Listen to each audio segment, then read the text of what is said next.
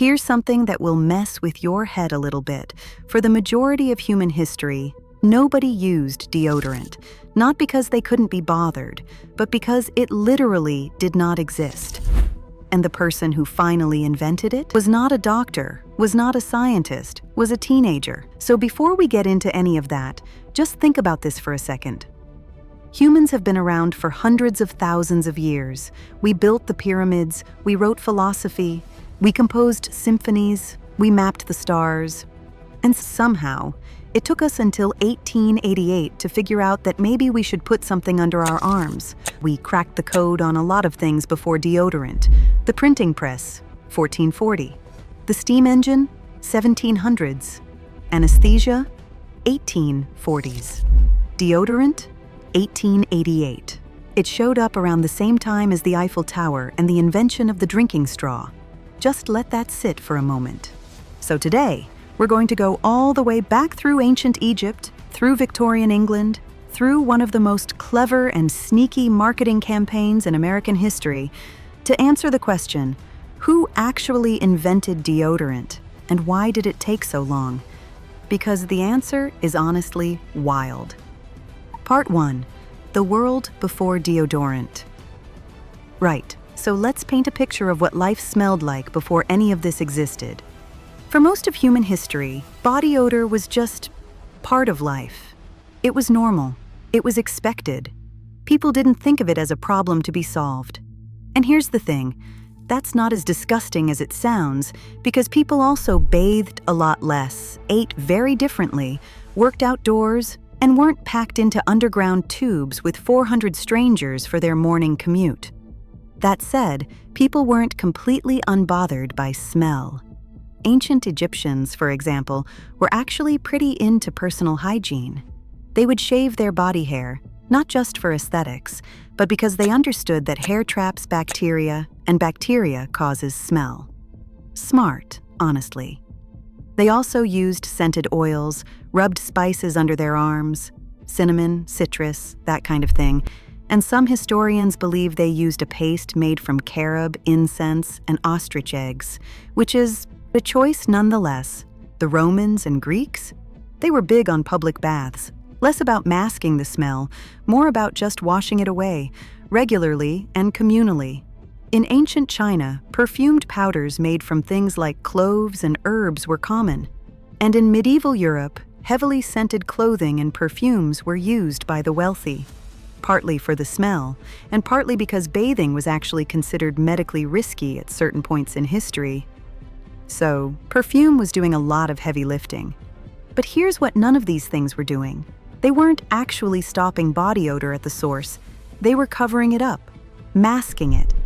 And that distinction matters because it's the key to the whole story. But here's where things get actually interesting. Because the first real deodorant wasn't created by some big pharmaceutical company. It wasn't developed in a lab after years of research. It was invented by a young woman in Philadelphia, and then it was stolen from her. And what happened next changed the way we think about our bodies forever. Part 2. The actual invention. So, the year is 1888. A woman named Edna Murphy, who is at this point just a teenager, starts selling a product that her father, a surgeon, had originally developed to keep his hands from sweating during operations. She figures out that the same formula works brilliantly under the arms. She calls it Mum. And yes, that's the same Mum brand that still exists today. She starts selling it door to door in Philadelphia, and it actually works. People like it. It's a cream you apply with your fingers. It uses zinc as its active ingredient, and it genuinely stops sweating and smell. But here's the catch. Nobody wants to buy it.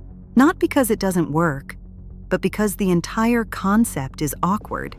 Nobody wants to stand on their doorstep and have a conversation about body odor with a stranger. It's embarrassing. It's intimate. It's not the kind of thing you discuss in polite Victorian society. So Edna is sitting on this genuinely useful product, and almost no one is buying it. She eventually sells the rights to the product, and it gets picked up by a larger company, and Mum continues on, but it stays pretty niche for years. Then, in 1903, another product enters the scene. Evertree, the first antiperspirant. Where deodorant just masks or neutralizes the smell, antiperspirant actually blocks the sweat glands. It used aluminum chloride, which is still used in antiperspirants today. It was strong, it was effective, but it was also pretty harsh. It ate through clothes. It irritated skin. It wasn't exactly a mass-market hit either. So here's where we are by the early 1900s. The technology exists, the products exist, and almost nobody is using them. Part 3. The marketing that changed everything. This is the part of the story that I think is genuinely fascinating and a little bit unsettling. In 1912, a man named James Young Murphy starts working on a product called Odorono. The name is literally a portmanteau of odor, oh no, which tells you everything you need to know. It's an antiperspirant liquid, and it works really well. But again, same problem. Nobody's buying it. The market isn't there because the awareness isn't there. So Murphy hires an advertising copywriter named James Webb Young, who goes on to become one of the most influential figures in advertising history, and he says, "Fix this." And Young does something radical. He doesn't advertise the product, he advertises the problem. In 1919, Young writes a full-page ad in Ladies' Home Journal, one of the most widely read magazines in America at the time. And the ad doesn't talk about Odorono at all, really. What it does is tell women, in very direct terms, that body odor is socially unacceptable, that it's the reason relationships fail, that it's the thing nobody will tell you to your face, but everyone is thinking. The headline was something along the lines of, "Within the curve of a woman's arm, a frank discussion of a subject too often avoided." The response was massive. Thousands of women canceled their subscriptions to the magazine in outrage. They felt personally attacked. They felt humiliated. The backlash was huge, and sales of Odorono went up 112% in a single year. Because here's what Young understood, and this is the part that should make you think. He didn't just sell a product. He manufactured an insecurity. Before that ad ran, most women simply didn't think of their natural body odor as a social liability. It just wasn't framed that way. After the ad, it was. Suddenly, there was a problem. And conveniently, there was a product to solve it.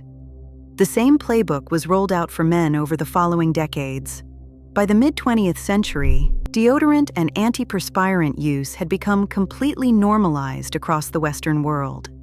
The industry went from almost nothing to a multi-billion-dollar global market, not because human bodies changed, but because marketing convinced people that how they naturally smelled was something to be ashamed of. Part 4. The modern era and the stuff we still don't know. Fast forward to today, and the deodorant aisle is genuinely overwhelming. You've got roll-ons, sticks, sprays, creams, crystal deodorants, natural deodorants, clinical strength antiperspirants. It's a lot. And there are still genuinely interesting questions being debated. For a long time, there were concerns about aluminum in antiperspirants being linked to breast cancer or Alzheimer's. Major health organizations, including Cancer Research UK and the Alzheimer's Society, have looked at the evidence and found no solid causal link. But the debate keeps resurfacing, which is partly why the natural deodorant market has exploded in the last decade. There's also some fascinating science around why we actually smell in the first place. Your sweat itself is largely odorless. It's the bacteria that live on your skin that break the sweat down and produce the smell. Different people have different bacterial populations, which is why the same product can work brilliantly on one person and not at all on another. Some people, due to a specific gene variant, actually produce very little body odor naturally. In East Asian populations, this gene variant is extremely common. Interestingly, researchers found that deodorant sales in Japan historically were much lower, and the industry actually ran campaigns specifically to convince people they needed it even when they didn't. Sound familiar? So, who invented deodorant? A teenager named Edna Murphy. standing on doorsteps in Philadelphia with a cream her father used for surgery. That's the honest answer. But the bigger question, the one I think is worth sitting with, is who sold us on the idea that we needed it.